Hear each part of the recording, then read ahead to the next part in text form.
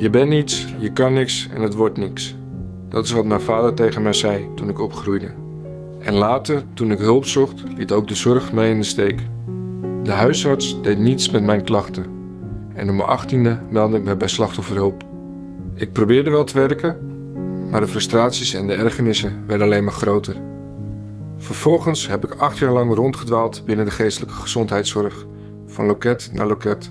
Steeds weer hoorde ik, jouw zorgvraag is te specifiek, te moeilijk, daar kunnen wij niets mee. Ik werd moedeloos. Mijn vertrouwen en hoop verdwenen en ik zag geen kans meer op herstel. Het systeem laat me vallen. Maar goede zorg is meer dan alleen protocollen en versnippering.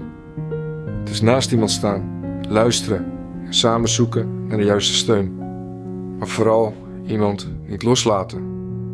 Dat is wat ik gemist heb en dat is wat moet veranderen.